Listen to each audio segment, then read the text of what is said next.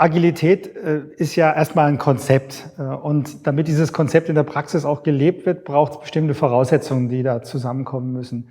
Eine Voraussetzung ist, dass es tatsächlich erforderlich sein muss, agil zu sein. Also dass diese Umwelt es beispielsweise erfordert. Weil nur agil, weil ich denke, Mensch, agil ist besonders hip, halte ich nicht für sinnvoll, sondern es muss eben Bedarf für Agilität geben. Wenn Sie dann diesen Bedarf haben und es auch klar ist, ja, wir müssen und wollen uns so aufstellen, dann ist ja die Frage, zunächst mal auf der Ebene von Personen, wenn Sie das Modell mal nehmen, wollen und können Menschen agil arbeiten? Also haben die sowas wie eine Werthaltung oder ein Mindset, um Agilität zu treiben? Also will ich selbst organisiert arbeiten? Will ich Verantwortung übernehmen? Will ich Entscheidungen mitgestalten und mittreffen? Will ich siloübergreifend, hierarchieübergreifend arbeiten? Ja oder nein? Jetzt mal sehr simpel gesagt. Das Zweite ist, können die das? Also haben sie bestimmte Kompetenzen? Es gibt Kompetenzmodelle. Auch in der Forschung gibt es Kompetenzen, von denen wir wissen, dass sie mit einer höheren Wahrscheinlichkeit Agilität von Organisationen fördern.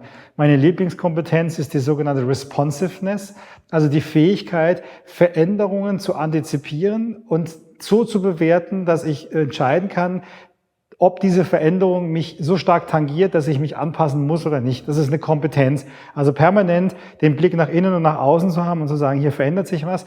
Ist das eine Veränderung, die besonders wichtig ist? Ja oder nein? Wenn ja, tangiert die mich besonderem Maße? Ja oder nein? Wenn ja, was muss ich tun, damit ich mich auf diese potenzielle Veränderung schon mal einstellen kann? Ja, das heißt also Können und Wollen von Individuen fördert Agilität. Strukturen fördert Agilität.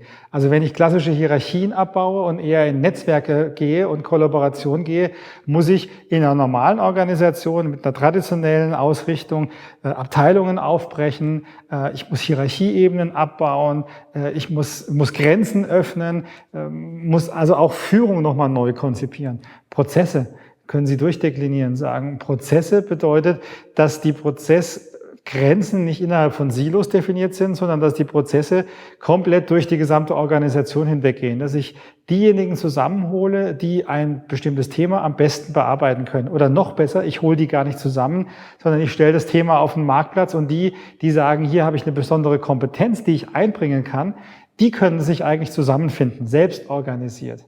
Und last not least Kultur, das ist so der Klassiker, wird ja gerne oft verwendet, der Begriff der Fehlerkultur. In einer agilen Organisation muss ich Fehler machen können und aus den Fehlern lernen können. Deswegen gefällt mir die Fehlerkultur zwar auch, aber noch besser ist die Lernkultur als Begriff. Habe ich eine Kultur, in der ich aus besonders erfolgreichen, aber auch aus weniger erfolgreichen Dingen lernen kann? Und jetzt gibt es noch einen zweiten Aspekt. Das Lernen alleine reicht nicht, sondern ich muss das Gelernte, das ja dann als Wissen vorhanden ist, organisationales Gedächtnis könnte man als Begriff auch verwenden, muss ich ja so abspeichern in dieser Firma, in dem Unternehmen, dass dieses Lernen möglichst oder das Gelernte möglichst allen zugänglich ist. Dass nicht alle immer die gleichen Fehler 50 Mal machen müssen, sondern dass die Organisation selbst so lernt, dass das Gelernte dann hinterher über Wikis oder über was auch immer ganz praktisch dann allen zur Verfügung gestellt wird.